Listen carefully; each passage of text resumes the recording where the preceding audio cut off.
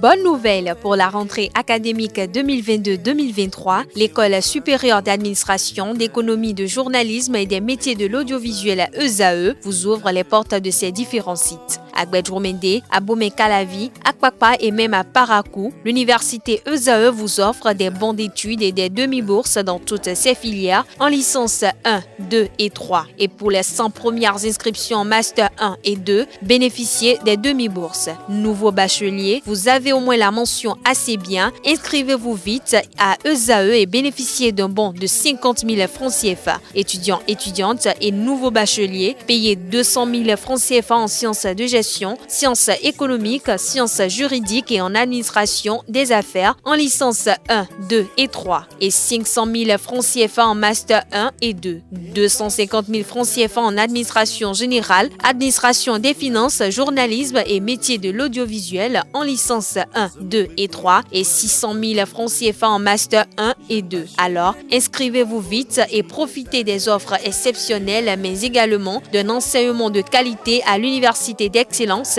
ESAE. Infoline 90 93 65 21 ou le 98 98 14 00. ESAE, l'excellence à un nom.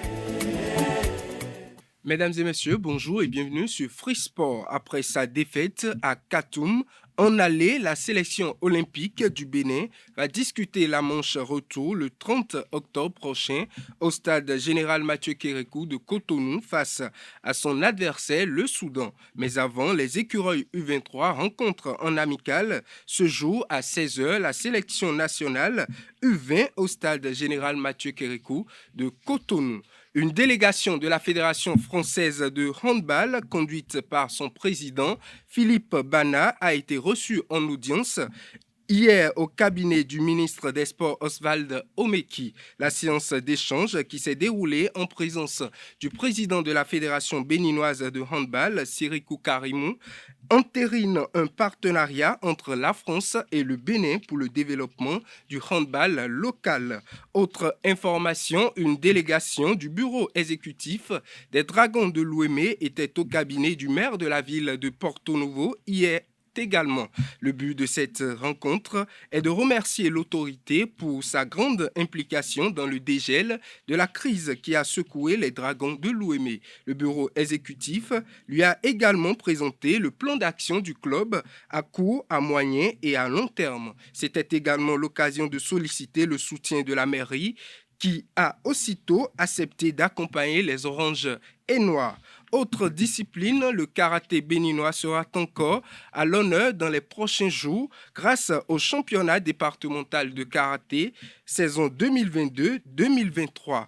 En effet, la nouvelle édition organisée par la Ligue Atlantique Littorale de Karaté d'eau est prévue pour les samedis 29 et dimanche 30 octobre 2022 au siège de l'association Capitale Jeunesse à Fige-Rossay. Le but de cette compétition est non seulement de jauger, mais aussi d'améliorer le niveau technique des athlètes d'une part et d'autre part, de constituer l'équipe de la Ligue en vue du championnat national 2023. Autre information, la phase départementale des tests de détection pour l'entrée au centre de Ndali au centre de formation de Ndali s'est achevé le dimanche dernier pour l'étape du Borgou. 268 garçons âgés de 13 à 15 ans ont effectué le déplacement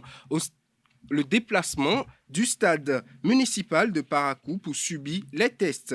Pour la plupart, ils étaient accompagnés de leurs encadreurs ou de leurs parents, preuve de l'implication de tous dans la réussite de cette campagne nationale de détection. Et pour finir cette page des sports, l'association béninoise de la presse sportive en ligne a organisé le samedi dernier une formation sur les modifications des lois de jeu au football. Cette formation qui intervient quelques jours avant le démarrage de la nouvelle saison de football vise à outiller les hommes des médias. Le reportage avec Colombe Oussou. Vous n'allez pas voir en Champions League une action comme ça sur laquelle la vie va intervenir.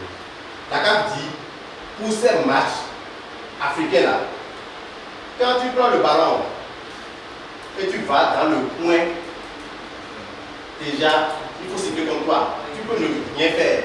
Parce que on appelle ça consommation du temps.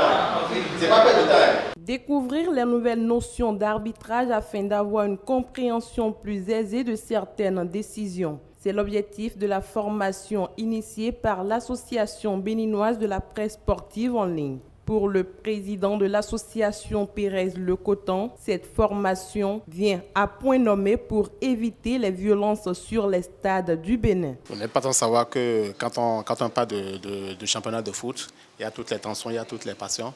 Que ce soit sur le terrain au niveau des joueurs, que ce soit sur le terrain au niveau des arbitres, que ce soit sur le terrain au niveau du staff technique et médical et aussi au niveau des journalistes. C'est nous qui devons apporter l'information et le message qu'il faut. Et donc, il fallait connaître les dernières modifications pour pouvoir éviter des prises de position inutiles, des débats inutiles, des conclusions inutiles et des tensions inutiles. Ce n'est qu'une première parce que ça s'est déroulé dans le sud. Je suis un légaliste. Nous allons penser à l'organiser avant le démarrage du championnat dans le nord pour donner les mêmes chances à tous les Béninois. À quelques jours du démarrage de la nouvelle saison de football au Bénin, cette formation qui va outiller les journalistes dans l'accomplissement de leurs tâches sort sur une note de satisfaction. Satisfaction totale parce que comme moi, beaucoup sortent de cette salle avec beaucoup de connaissances. On sait désormais que les arbitres ne peuvent pas jouer aux connaissances devant nous. C'est une très belle initiative. Ça m'a permis aussi de me jauger, même si je le fais régulièrement. Et vous êtes un maillon important dans la chaîne. Tout ce que vous dites, c'est souvent vous que les auditeurs suivent. Et ils pensent toujours que tout ce que vous dites est vrai. Donc il vaut mieux toujours que vous soyez aussi à niveau, au même niveau que les arbitres si possible. Les participants n'ont pas manqué de donner leur avis à la fin de la formation. Beaucoup de choses positives parce qu'on ne maîtrisait pas beaucoup sur les lois, les nouvelles lois du football. Donc l'expert nous a permis de mettre la lumière sur beaucoup de choses. Et dès qu'on ressort d'ici, les débats seront divergents. Nous avions eu droit à une formation assez intéressante, une formation qui nous permet aujourd'hui de mieux parler. Parce que nous avions passé en revue beaucoup de notions. Le formateur, c'est aussi quelqu'un d'expérimenté, quelqu'un qui a l'expérience, quelqu'un qui est bien outillé. Donc, une formation assez bénéfique pour nous. Et je pense que déjà, dès la reprise, on va mettre en pratique, mettre en application ces notions-là. Chaque fois que les choses évoluent, il faut évoluer avec les choses. Donc, je trouve pertinente cette formation et on va essayer de faire avec, sensibiliser les gens et pourquoi pas mettre à profit les associations de supporters pour arriver quand même à discipliner certaines personnes parce que ça part de là. C'est les supporters qui sont des contestataires premiers sur les matchs et si les joueurs eux-mêmes savent que désormais les choses ont évolué, peuvent également se conformer à la règle sur le terrain. Je pense que les matchs vont se dérouler en de meilleurs sentiments et tout le monde sera satisfait, quel que soit le résultat. À l'issue de la formation, les participants ont reçu leur parchemin validant les connaissances acquises. La série de formations initiée par l'ABPSL se poursuit le samedi 29 octobre prochain à Cotonou. Mesdames et messieurs, c'est tout pour Free Sport.